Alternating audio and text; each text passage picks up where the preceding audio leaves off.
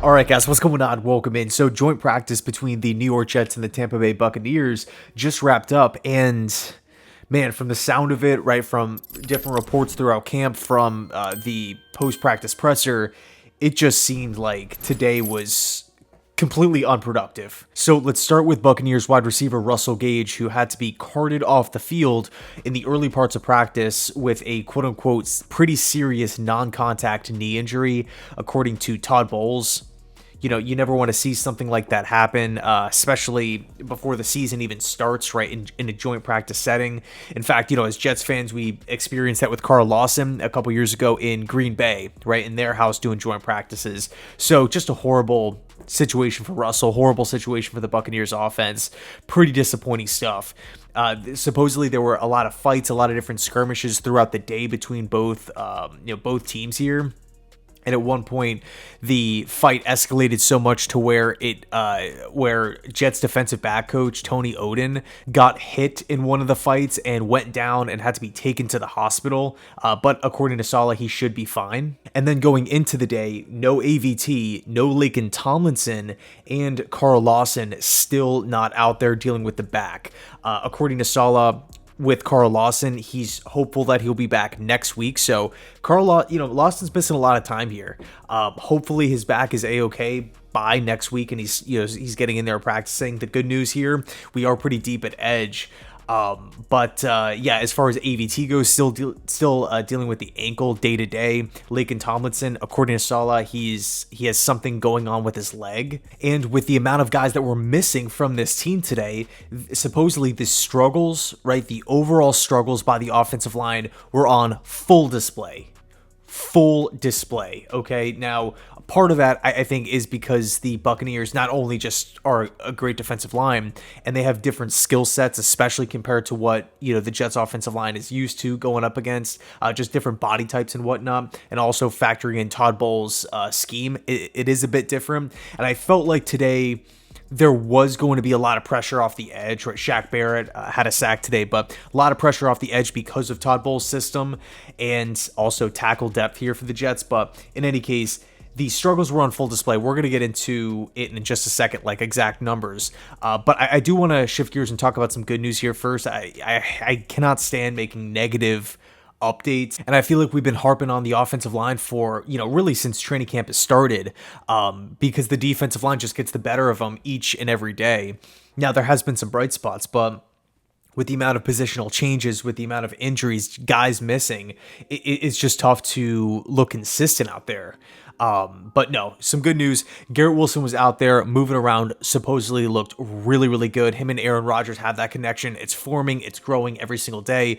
That is awesome. Breece Hall looked really good. Of course, not participating in like team drills and whatnot, but for what he's been showing so far in his limited role, he does not look like he's going to be held back. It doesn't look like there's going to be any sort of speed bump or hiccups here. Breece Hall looks great according to coaches. And another positive that I feel like is worth mentioning is the fact that Dalvin Cook got to New Jersey today. He's going to be coming in and signing the contract officially, and then he's going to fly back to Florida, I believe either tonight or tomorrow, and he's going to stick in Florida for, I think, at least until next week. Saleh said afterwards that Dalvin Cook should be in the building, like going through team meetings and getting accustomed to everything next week at some point in time. He didn't give an exact day.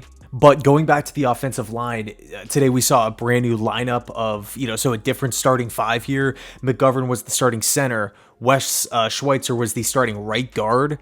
And then because of no AVT and Laken Tomlinson, Joe Tippmann was the starting left guard.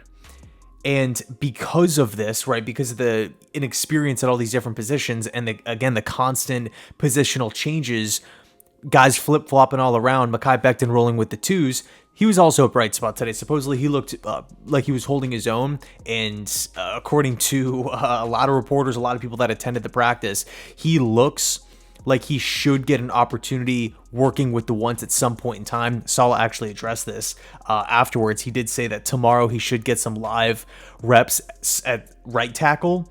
So we'll see how that plays out. But on the day, I think it's no secret to say, it's not an over-exaggeration to say that Todd Bowles' defense just completely wiped the floor with the Jets offense.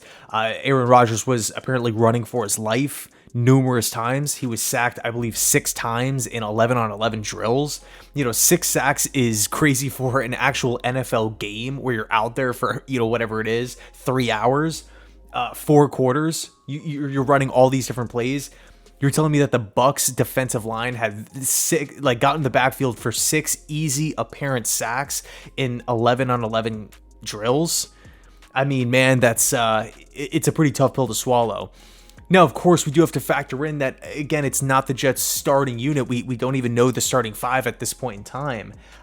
So you can make that argument. Hold on, the Jets are without 3 starters, essentially, with AVT Lakin and Dwayne Brown here, and arguably Mekhi Becton. So, you could definitely make that argument, but it's just, to me, it's just a little irritating reading these reports day after day after day about how we have would-be sacks here, would-be sacks there. Guys are getting in the backfield. Guys are blowing up run plays. Aaron Rodgers, when I read that tweet today, I think it was from Connor Hughes, that Aaron Rodgers was running for his life against Tampa Bay's defense, right? So they're intentionally out there really trying to make his life difficult. They're not holding anything back here. It's concerning. It's definitely concerning. And apparently on the plays where Aaron Rodgers wasn't getting sacked or getting rushed, he was checking the ball down for the most part. I believe it was reported by multiple guys that hardly any passes on the entire day went beyond 10 yards just because Rodgers knew he had to get the football out quickly.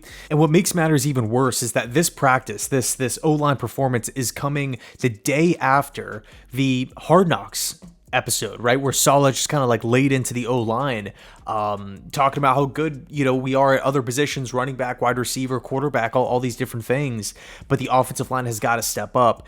But again, the injuries are not helping the situation. The positional changes, in my opinion, are not helping the situation.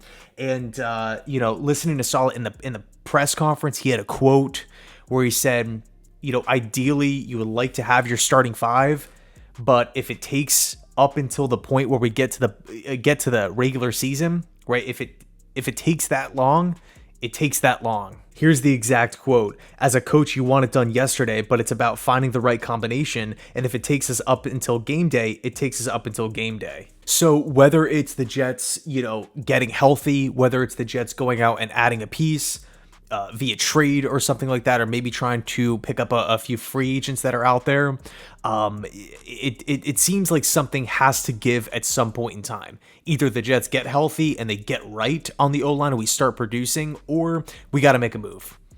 Right? Nobody wants O-line question marks going into the season to play the Buffalo Bills, a team that's known for playing great defense. By the way, Sean McDermott is now running that defense, not Leslie Frazier. We then go up against Dan Quinn's defense, Bill Belichick's defense, who else? The Eagles' defense. Man, throw in the Chiefs as well, and then week 5 is the Denver Broncos. Everybody knows how legit that defense is, so we got to figure something out on the offensive line. I feel like a broken record. I hate talking about the offensive line struggles. I feel like almost every single update video here, but it's like, at the same time, even though I'm frustrated with it, even though it's pretty upsetting and depressing to talk about the amount of injuries and amount of questions, it's like we have to talk about the reality here. This is just the world that we're living in. Aaron Rodgers, according to according to Connor Hughes, was running for his life today. No Lakin, no Dwayne, no AVT. Becton not rolling with the ones. Something's got to give. Something has got to give. So we'll see how it plays out. Hopefully the light is at the end of the tunnel with a lot of these different injuries and we get back to being a healthy squad and move forward from there. So let me know your thoughts down below in the comment section. If you have any ideas on offensive linemen that you would target, whether it's, maybe a backup for another team, maybe it's a overpriced starter that a team might want to dump a contract. Maybe it's somebody who could potentially get waived, like a younger player once camp roster cuts start going down. Let me know down below in the comment section. I think Bakhtiari is the easy one that first pops into everybody's minds because the whole New York Packers thing, Aaron Rodgers and Cobb, all these different connections. Hackett. But I think James Hurst from the Saints makes a lot of sense. Maybe the loser of the right tackle job with the Cincinnati Bengals, whether it's Jonah Williams or Lyle Collins at this point, even though those guys would come in at pretty big contract sizes. So there is options out there, but yeah, I would love to hear your thoughts. Maybe you guys were thinking about a sleeper too, an underrated one, which is always cool. So anyway, thanks so much for watching. Let me know your thoughts, and as always, go Jets.